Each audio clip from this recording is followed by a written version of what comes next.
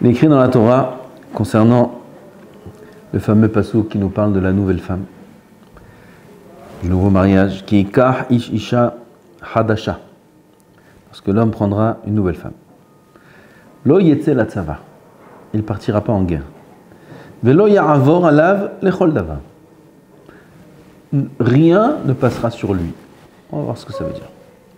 Naki Yeleveto Shana Ahat, il sera Naki, disponible, libre pour sa maison une année entière. Vesimach et Ishto Asher Lakach, il réjouira la femme qui l'a pris.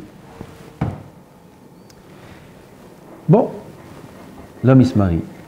La Torah tient absolument à ce que ce couple se construise, qu'il soit uni. Il y a la guerre qui est déclarée. On dit, toi tu viens de te marier, tu ne pars pas en guerre. Kadosh Baruch Hu, il sait comment s'arranger avec les guerres, il sait comment s'arranger, lui ne part pas en guerre. Deuxième point, Lo Ya'avor Alav Kol Davar. Même, c'est les Chazal qui nous expliquent le pasuk, même ce qu'on appelle aujourd'hui les Milouim. Comment on dit en français Milouim? Milouim, c'est après qu'on a fait le service, il y a les Milouim en Israël, tous les ans, il faut aller un mois ou une période au Milouim. Qu'est-ce qu'ils font au Milouim? Ils aident ceux qui font la guerre. Non, il ne va pas au Milouim. Non plus. Ensuite, il y a écrit Naki Yeleveto Shana Ahat. Naki, il sera propre, disponible à 100% pour sa maison, un an. Chazal nous dit quoi? Qu'il est exempté de taxes. Alors je comprends qu'il n'aille pas en guerre, il doit être avec sa femme. Qu'il ne va pas au Milouim, il doit être présent. Mais qu'il ne paye pas les taxes, qu'il ne paye pas les missim. Quel rapport? Oui. Chazal demande, la Torah demande non seulement que l'homme soit physiquement présent aux côtés de sa femme, mais aussi moralement et surtout moralement.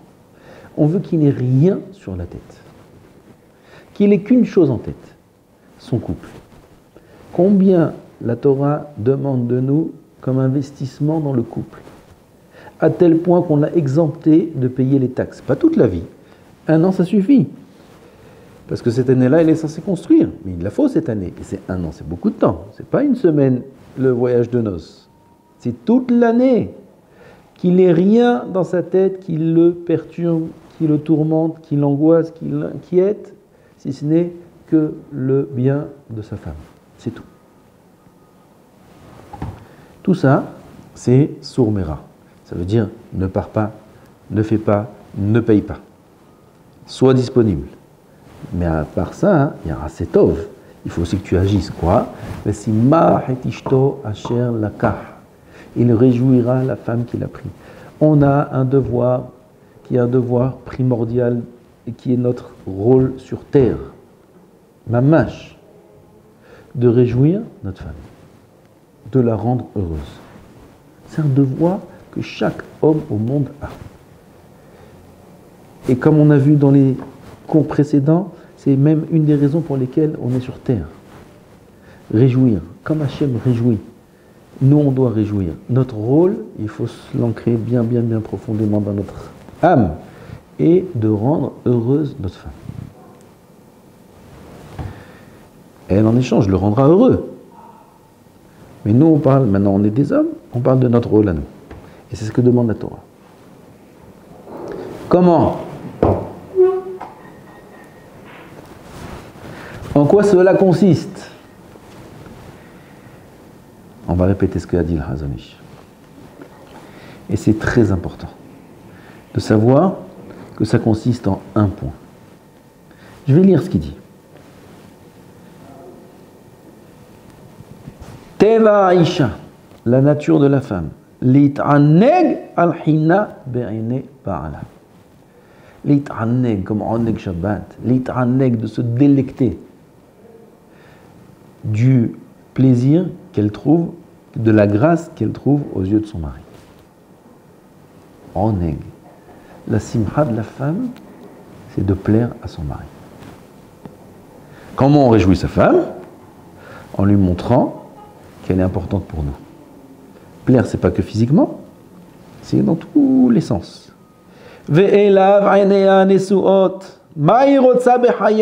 Qu'est-ce qu'une femme demande dans sa vie privée, dans sa vie de femme, de couple? Davar ehad, une seule chose, gratuit, une seule chose. L'argish chez Ba'ala ohev ota. Une femme ne demande, ne souhaite, ne rêve qu'une d'une chose, de sentir que son mari l'aime. Ze akol. Là ça commence et là ça se termine, et c'est notre devoir qui est écrit explicitement dans la Torah. On se doit de réjouir notre femme, et Chazal et les Gdolim et les Chachamim viennent et nous dévoilent ce grand secret là. C'est quoi la simha de la femme?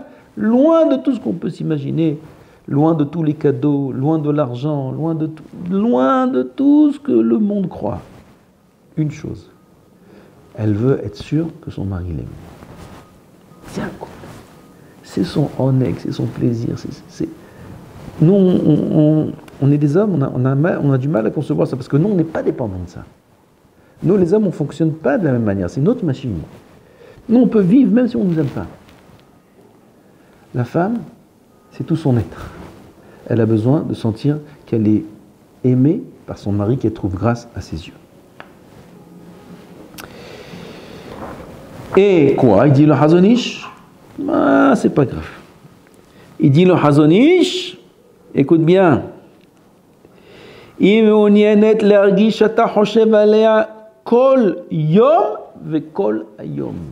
est intéressée, elle souhaite savoir que tu penses à elle, que l'homme il pense à elle tous les jours et toute la journée. Toute la journée. L'anniversaire, ça ne suffit pas. L'anniversaire de mariage non plus. Les occasions dans l'année qui sont ponctuelles, ça ne suffit pas. Tous les jours, toute la journée, elle est obligée d'être assurée de ça. Et c'est la femme la plus heureuse du monde. Tov, alors quoi, je dois rester dans la cuisine avec elle toute la journée, à papoter, à bavarder, qu'est-ce que je dois faire? Petite histoire ou un prochain cours? Petite histoire? Petite histoire. Un couple, chilonim. Chilonim, ça veut dire loin de la religion, aucun rapport. Ils sont très proches d'Arabe. Ils ont des disputes sans arrêt que des disputes.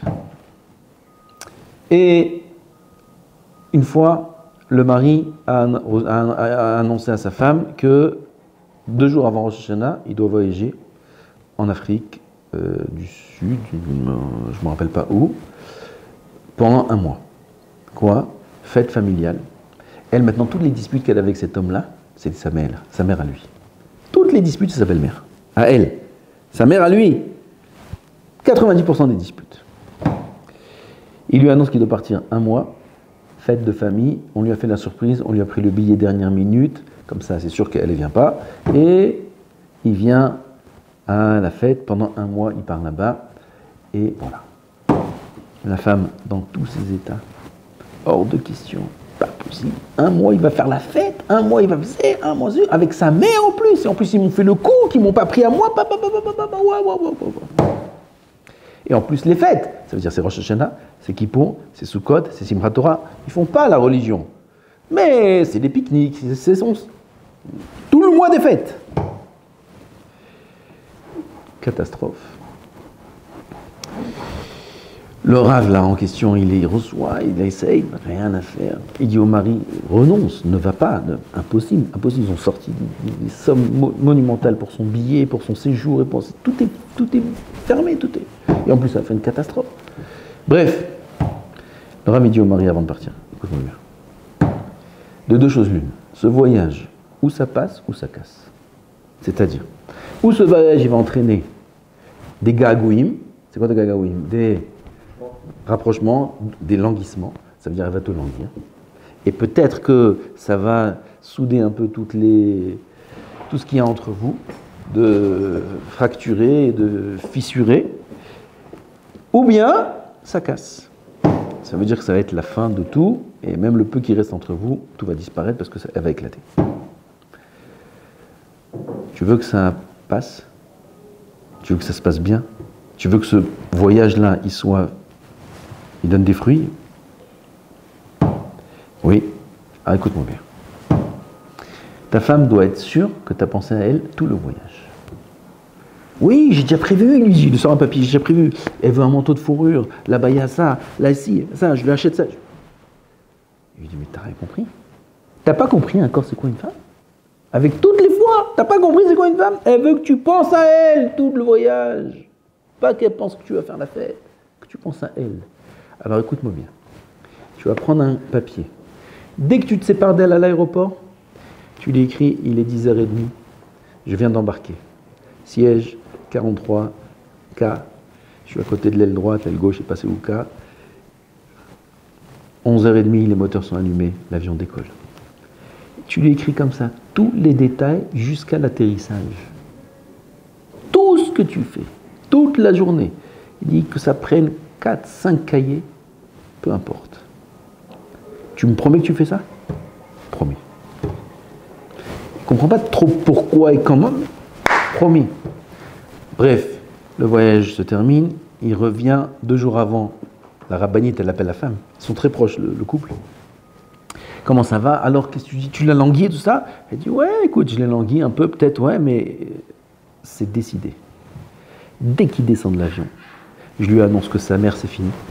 Elle vient plus chez nous, on va plus chez elle, il n'y a plus aucun contact. C'est terminé, la guerre. Laura, il prend le téléphone, il dit, écoute, il vient d'1 mois de voyage. Laisse-le atterrir. Donne-lui 24 heures. Il a des choses à te raconter, il a des choses qui se sont passées. Donne-lui 24 heures. Tu me promets? Promis. Il arrive, elle se mord les lèvres parce qu'elle elle attend juste 24 heures. Il passe pour lui annoncer ce qui va se passer avec sa mère. Et il ouvre les valises, les enfants ils arrivent. Papa, qu'est-ce que tu nous as? D'abord, maman. J'ai un cadeau pour maman. Il sort quoi? 2 cahiers. Tiens. Et il part dans la chambre avec ses enfants. Elle ouvre les cahiers comme ça.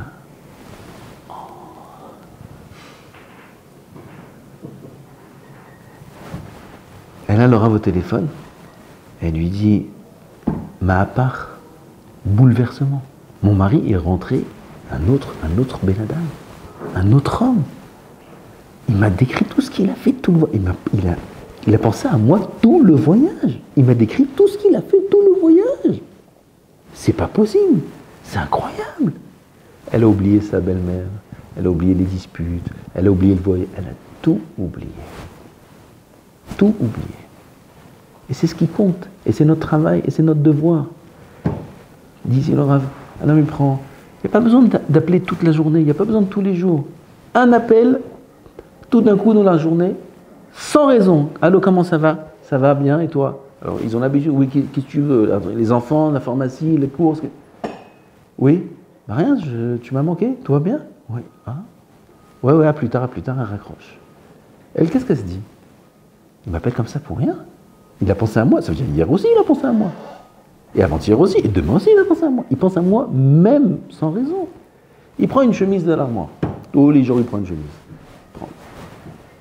Un jour, une fois, il lui dit, tu sais, moi je prends la chemise comme ça.